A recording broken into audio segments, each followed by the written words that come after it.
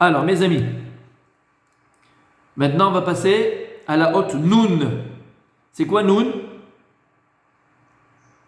Il a fait. Mais c'est quoi Noun? Noun, Noun. Il faut que ça commence par Noun le mot. Irat Shamayim. Ah oui, le Noun c'est le symbole d'Irat Shamayim. Noun, c'est quoi Noun? Même c'est Matoun. Donc c'est le titre de quelque chose. Ouais, ça aurait pu.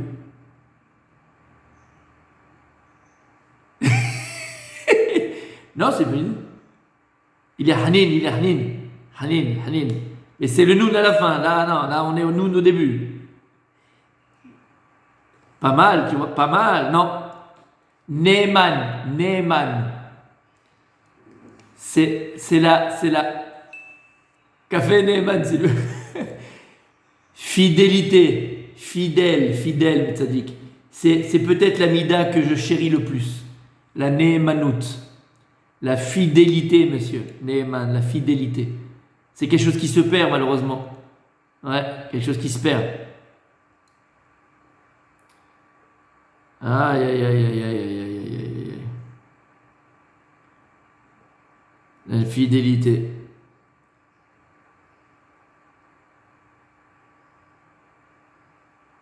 Qu'est-ce qui se passe? Ah, d'accord. Excuse-nous, hein, Rabbi Moshe, excuse-nous. Excuse-nous. Je rigole. Ok, donc Noun, c'est quoi? C'est Neeman, la fidélité, mes amis. Écoutez bien ce que dit le Shla Kadosh. Neeman, fidélité.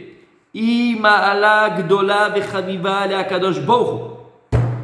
C'est un trait de caractère, c'est une qualité, un grand trait de caractère, une grande qualité qui est chérie par Akadosh Baruch. La fidélité, quelqu'un de fidèle, c'est une mida qui est chérie par Hachem. Shenoten ainavbo. Shenoten ainavbo. Quelqu'un qui est fidèle, Akadosh Baruch pose ses yeux sur lui.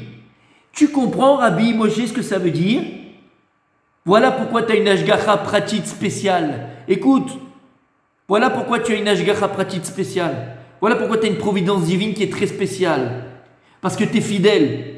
Qu'est-ce que ça veut dire que les yeux de Dieu sont posés sur lui? Il y a écrit par exemple que Eretz Israël, Aïné Hachem, les yeux de Dieu sont de début de l'année jusqu'à la fin de l'année.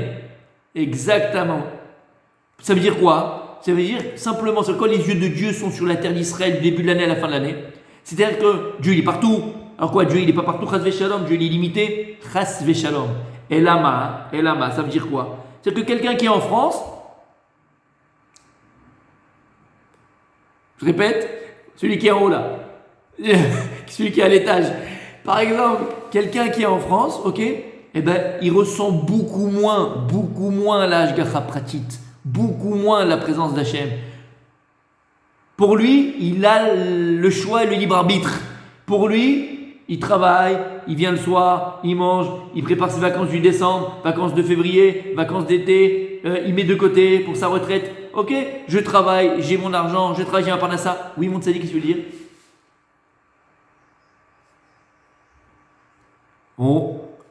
On plaisante. Mais je vais dire même quelque chose. Même quelqu'un,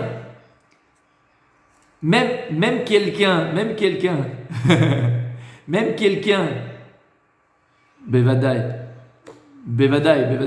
Mais quelqu'un qui est Chutz Laaretz, et même quelqu'un qui serait un petit peu plus longtemps en Chutz Laaretz, directement tu dois ressentir cette chose-là. Moi, la vérité, ça fait 10 ans que je suis pas parti en France, ou j'ai pas voyagé, ou j'ai pas été en tout cas en France aussi, d'accord? Mais la dernière fois que j'avais été, j'avais kiffé ma tête. Parce que d'abord, j'avais fait plein de cours, c'était extraordinaire. J'étais tout seul, sans ma femme, sans les enfants, sans personne. Tous les soirs, je t'invitais par un resto, avec un cousin, une cousine, un oncle, une tante, un truc, un ami. Le kiff absolu, tu vois, le kiff absolu. Et je ne comprenais pas pourquoi, j'ai été parti pendant une semaine, pas plus. Toute la semaine, j'étais angoissé, j'étais pas bien. Et je me sentais, je vous assure, non mais écoutez bien, je me sentais vulnérable. Je ne sais pas si vous comprenez ce que je dis. Oui, je me sentais vulnérable. Non, vulnérable, pas parce que je vais tomber, non, pas dans ça. Vulnérable dans le sens, Je me sentais pas protégé. Je me croyais dans un univers comme ça, infini. Et, chose que je vous ai déjà dit, il y a quelque chose d'extraordinaire. Et Baruch Hashem, après quelques années, je l'ai retrouvé écrit ça.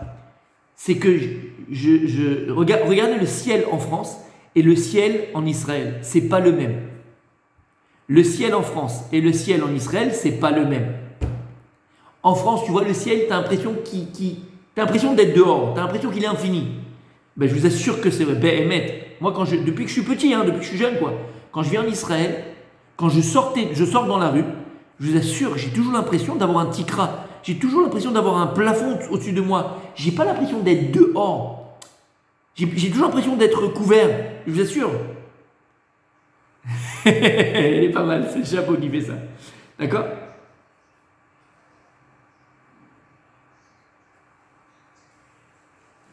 Aïe, aïe, aïe, aïe. Eh bien, écoutez bien. J'ai trouvé après ça des années, parce qu'au début, voilà. Dans l'écouter Moharan, Rabbi Nachman de Breslev, il dit Meforash que le ciel de Chutz La'aretz, c'est pas le même ciel que Be'eretz Israël. Shamata. Mais tu sais pourquoi? Parce qu'ici on est recouvert, ici on est protégé, ici il y a une Ashgacha Pratit, il y a une providence divine qui n'existe pas en France. En France, tu as l'impression que tout est codé. Tu vas faire dentiste, tu vas faire truc, tu vas faire machin, ta vie est déjà tracée, tu vas faire ceci, tu vas t'apprendre à ça, les vacances de décembre, de février, de machin, les enfants à l'école, tout est tracé, tu n'as pas besoin de Dieu. C'est pour ça que la Gemara, qu'est-ce qu'elle dit, Rabbi Moshe dans ma Sechet Ktuvot? Kol Adar Bechutz La'aretz Keilu Elo Eloah. Tout celui qui vit en dehors d'Eretz Israël, c'est comme s'il n'avait pas de Dieu. Mais je l'ai compris cette Gemara, parce que Be'emet, c'est ce qui se passe. Mais moi je le comprends, parce que lorsque tu es Bechutz La'aretz, mon ami, on a tous vécu en France, moi le premier, ok. Et comme je viens d'expliquer, ta vie entre guillemets elle est toute tracée. Tu vas à l'école, tu fais tes diplômes, tu vas faire expert comptable, tu vas faire dentiste, tu vas faire les lunettes là, opticien, tu vas faire, d'accord, tous les trucs que les fagis font. Ok, t'as Parnassa, t'as ton truc, ta vie elle est réglée, entre guillemets, t'as même pas besoin de Dieu. En vérité, réfléchis, j'ai pas besoin d'Hachem, je me débrouille très bien tout seul. Tu comprends? Alors que quand on a fait tout cela à l'IA, notre vie elle a complètement changé. Be'eretz Israël, quand tu es en Israël, chaque jour est un nouveau jour. Chaque jour, tu sais pas ce qui va se passer. Chaque jour. C'est parce que tu vas dans ma toilette, c'est parce qu'il va te truc, c'est parce qu'il va rentrer. Chaque jour, c'est un nouveau jour. Quelqu'un qui travaille en Eretz Israël, quelqu'un qui travaille ici, quelqu'un qui est à 100% en Eretz Israël, il le vit. Il le vit. Il y a une ashgacha pratit complètement différente. Soit ça va être l'histoire avec l'école, soit il y a toujours quelque chose. Tu as toujours un truc. En France, il n'y a pas comme ça. Oui. Comme les autres là. Exactement. Bon, après, il y a plein d'autres trucs par rapport à Israël, mais je parle par rapport à la Hashgacha Pratit. Tu comprends? Par rapport à la Hashgacha Pratit. Une providence spéciale d'Eretz HaKodesh. Et on le sent, on le vit, cette providence divine. D'accord? Tu le vis tous les jours. Et en vérité, c'est ça. Pourquoi? On dit parce que Kadosh Baruch Hu, il pose ses yeux sur la terre d'Israël du début de l'année à la fin de l'année. C'est-à-dire qu'on ressent beaucoup plus la présence divine ici que dans une autre terre. Eretz HaKodesh, pourquoi pas Eretz HaKodesh? La terre sainte. La terre sainte, pourquoi? Parce qu'il y a quoi? Parce qu'il y a Rabbi Moshe qui habite là-bas. Peut-être aussi. D'accord? Il y a une douche spéciale parce que Rabbi Moshe habite ici. Mais c'est pas que pour ça. Pourquoi on appelle la terre sainte la terre sainte? Pour cette raison-là. Parce qu'Aïné Hachem, les yeux de Dieu, Kaviachol, ils sont Beretz Israël, début de l'année jusqu'à la fin de l'année. Donc c'est très très spécial Eretz Israël. Il y a une douche spéciale. Et pourquoi j'ai dit ça? Parce qu'ici, il juge la Kadosh, quelqu'un qui est fidèle. On va voir c'est quoi la fidélité dont on parle ici. Mais quelqu'un qui est fidèle avec Dieu. Alors Hachem noten un abo. Mais tu te rends compte ce que ça veut dire? Ça veut dire en deux mots encore une fois, il y a deux personnes. Un, il va avoir une hashgacha pratit extraordinaire et l'autre il en a moins le pauvre. Et c'est quoi la hashgacha pratit, Rabbi David? Tu sais c'est quoi? Un exemple tout simple. Tu veux vendre ta voiture ou tu veux acheter une voiture. Ok? Tu veux acheter une voiture. Et voilà.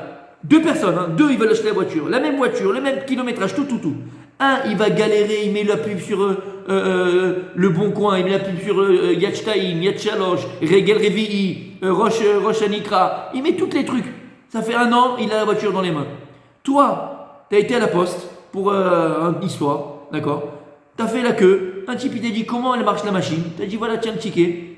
Vous attendez ensemble. Ah, comment tu t'appelles? Je m'appelle truc. Qu'est-ce que tu fais? T'as un truc machin, un truc. Ah, ouais, je vends une voiture. Ah, ouais, bah, hop. Vous êtes à la poste, il t'apprend tout de suite. Il veut la voiture. Pourquoi c'est pas arrivé à l'autre? Pourquoi c'est pas arrivé à l'autre? Pourquoi c'est pas arrivé à l'autre? Ashgacha pratit, mon petit sadique. Qui a un ave, n'est Hachem beau. T'es enveloppé de Dieu. T'es accompagné d'Hachem. Dans tout ce que tu fais. Comme dans le business. Regarde lui. T'as compris exactement, mon sadique. T'as compris? Ou bien l'autre, ils ont deux magasins. L'autre, il a été pour acheter le srora, pour les jupes et pour les robes et pour les machins. Il a payé 50 € la robe. Il dit, mais c'est pas possible. Et l'autre, il a vu le petit-fils qui travaille, qui machin, que truc, il lui a fait une ristourne 50%, il les a payés à 25. Tu comprends? Ashgacha pratit. Comment ça c'est possible? Comment? Où il est sorti? Toi, t'étais là. Ça s'appelle Ashgacha pratit. Et comment une personne va amener sur elle cette Ashgacha pratit? Comment une personne peut amener sur elle cette providence divine? Ne'emanut. La fidélité.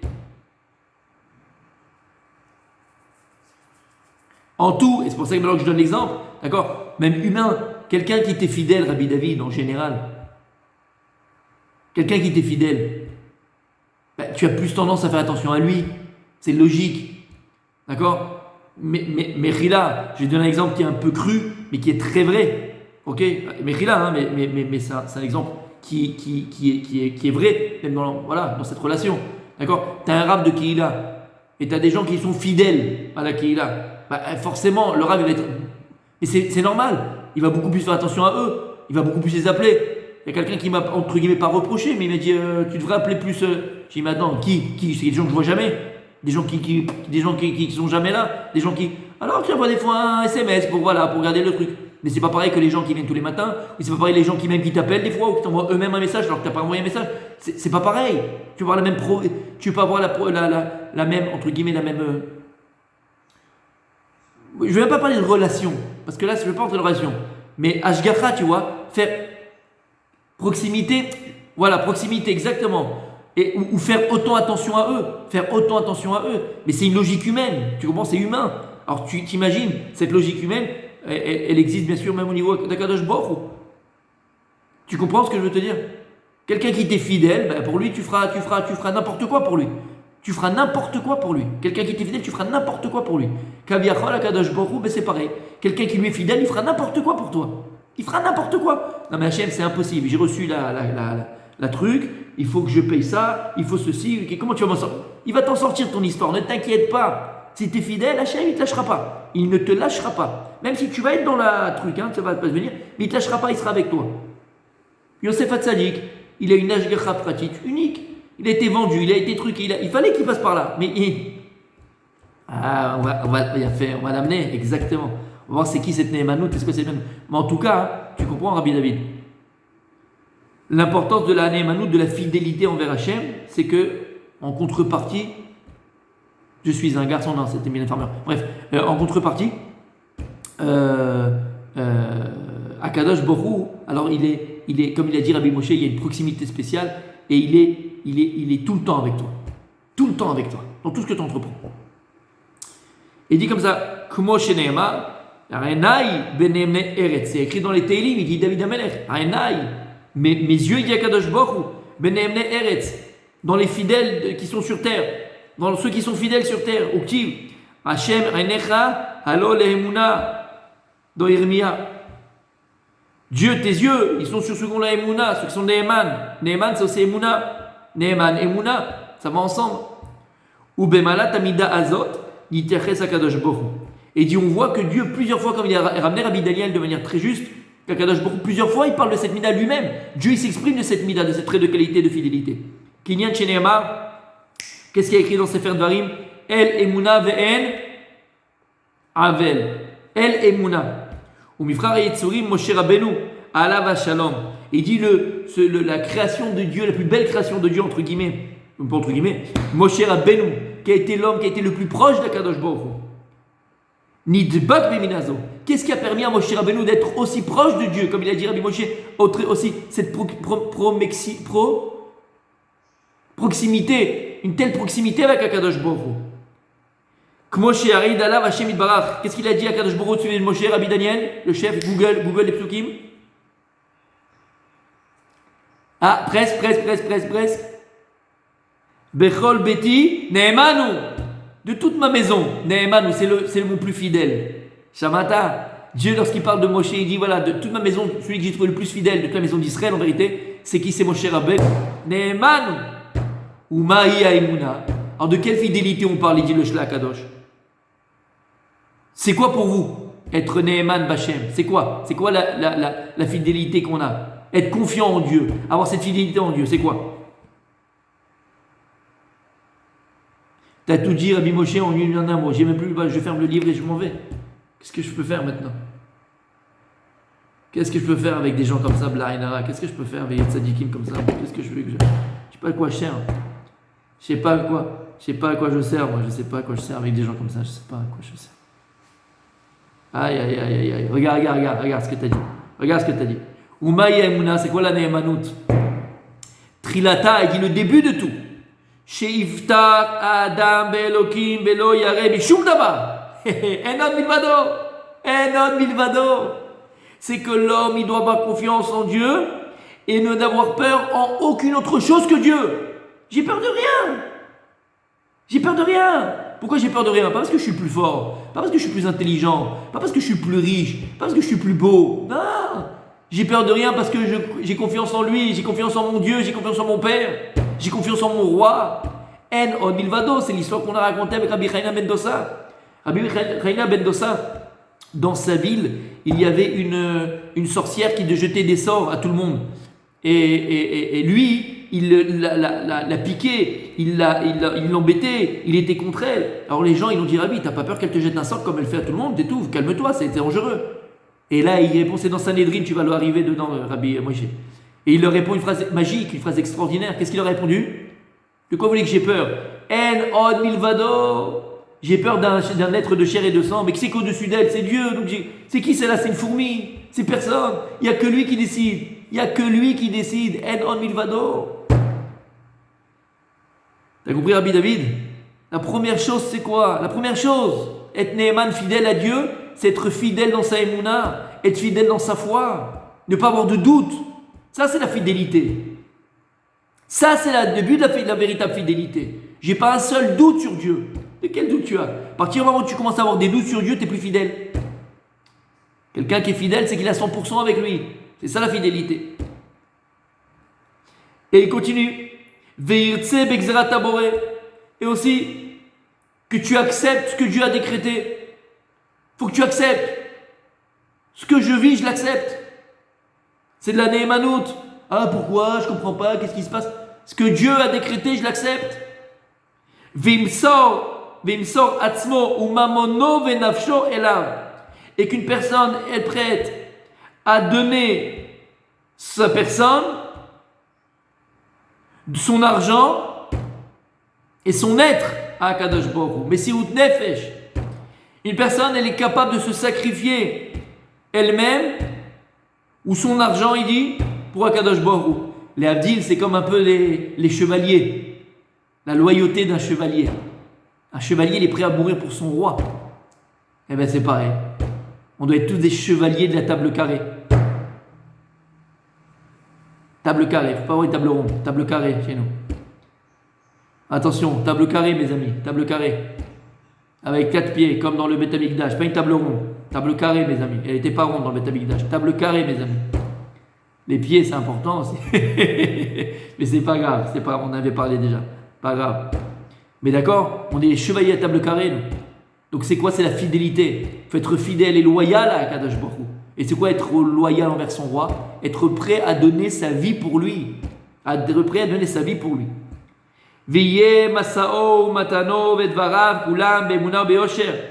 Et lorsque tu es dans ton business, dans les négociations de ton business, alors que tu parles toujours Be'emuna, que tu es toujours une parole et avec droiture. Voilà quelqu'un qui est Neheman. C'est que lorsque tu es dans ton business, bon là, Kadosh Baruch Hu, écoute, là c'est ma part à moi, là tu n'es pas dans mon business, je suis obligé un petit peu d'entourlouper, je suis obligé un petit peu quand même de gruger. Hein. Là c'est moi, Comme s'il ne pouvait pas te donner ta parnassa de manière cachée, Rachel. Non, c'est pas possible. Ouais, monsieur. Ça fait partie de la Emouna. Ça s'appelle la Ne'emanut, la fidélité envers Dieu. D'être droit envers les gens dans ton business. Veyomar al en hen ve'al lav lav. Et que quand on te pose une question sur ce que tu sais, tu dis oui, ce que tu dis non, non. Oui, oui ou non, non. Il n'y a pas de peut-être. Il n'y a pas de oui, mais je t'avais dit non. Non, et je t'avais dit oui. Il n'y a pas. Ce que tu as dit, tu tiens comme parole. Ce que tu as dit, tu tiens ta parole. Tu as compris ce que ça veut dire? Ce que tu dis, tu tiens ta parole. Et là, chez Bitrono, il faut que toute ta foi, toute ton assurance, elle soit en Dieu dans tout ce que tu entreprends, dans tout ce que tu fais. Comme chez les Betach Bashem, comme il dit dans Teilim, David Amelech, Betach Bashem, aie confiance en Dieu, et fais le bien. Shron Eretz Vere'emuna. Alors tu pourras, Shochen, c'est quoi? Tu seras installé sur terre, Vere'emuna, et tu vivras la Emuna entre guillemets, tu vivras la foi. Voilà mes amis pour aujourd'hui, je pense qu'on a fait un beau passage déjà, on verra demain la suite. Mais déjà s'imprégner. Comment? C'est la même racine, exactement. Amen, c'est Emouna. Exactement, mon Seigneur. Exactement. El Melech Ne'eman. Exactement. Aïe, aïe, aïe, qu'est-ce qu'on ferait sans elle? Qu'est-ce qu'on ferait sans elle, mes amis? Franchement, qu'est-ce qu'on ferait sans elle? Ah, je vais essayer d'allumer. Attends, ne quitte pas, je vais essayer d'allumer là.